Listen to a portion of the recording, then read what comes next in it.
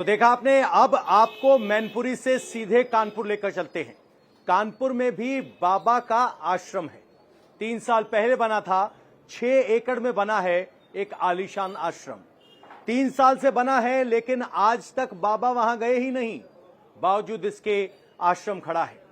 हर महीने के पहले मंगलवार को एक बड़ा आयोजन वहां होता है और इसी आयोजन के जरिए भक्त वहां पहुंचते हैं। मेरे सहयोगी रुचि कुमार कानपुर के इस आश्रम में पहुंची, वहां का जायजा लिया।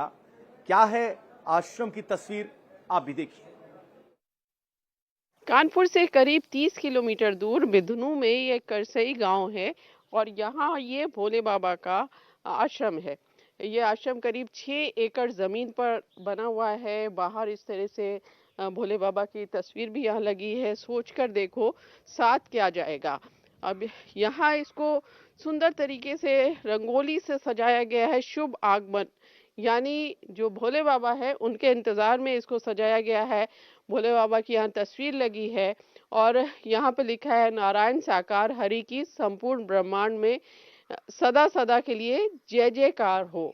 अब ये जो आश्रम है, यहाँ पर भोले बाबा कभी आए नहीं है। करीब 3 साल पहले ही आश्रम बनाया गया था।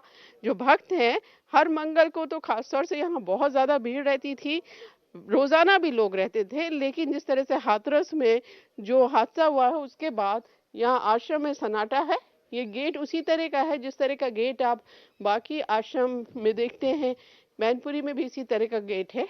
आलीशान ये पूरा आश्रम बना है। यहाँ तो इस आश्रम में नहीं आए ना कभी वो? यहाँ नहीं आए। यहाँ नहीं आए। यहाँ नहीं आए। हाँ, लेकिन हाँ जी, भक्ति के माध्यम से निराकार सत्ता का यहाँ हमेशा हम लोगों को सानिध्य प्राप्त होता है, जिनके के माध्यम से हमारी दुख मुसीबत बीमारी सभी कुछ दूर होती है। ये बताइए, जैसे आप कह रहे हैं कि परमात्मा आप लोग मानते हैं, लेकिन जिस तरह का हाथरस में हादसा हुआ, हाँ, इतनी जानें चली गई वहाँ पर, तो परमात्मा है वो, तो लोगों को नहीं बचा पाए।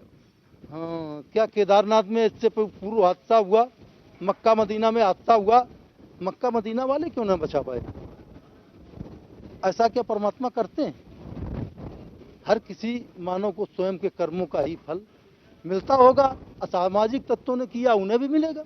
तस्वीर दिखाई देगी सामने, और यहाँ जो लोग आते हैं उनका रहने का, उनका खाने पीने का, उनके देखिए गद्दे, यहाँ सब पूरा इंतजाम किया गया है। ये अंदर ये भोले बाबा के लिए पूरा इलाका बनाया गया है। अंदर उनके लिए कमरे भी बने हैं, सामने लॉन है, बहुत बड़ी, आपको एक बड़ा सा बरामदा यहाँ सामने दिखाई दे रहा है। और इसके चारों तरफ जो आश्रम है, लोहे के तार लगाए गए हैं, यानी सुरक्षा के पूरे इंतजाम किए गए हैं। तो देखा आपने किस तरीके से कानपुर में आश्रम है।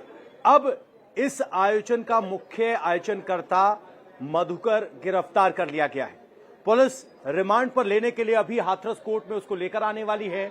रिमांड पर पुलिस मधुकर से क्या क्या सवाल पूछेगी, उनकी पूरी सूची तैयार है। आपको डिटेल में बताएंगे कि कौन कौन से वो सवाल हैं जो इस पूरी घटना की गुत्थियां खोल सकती है। फिलहाल वक्त एक ब्रेक का, ब्रेक के बाद तुरंत वापस हाजिर होते हैं।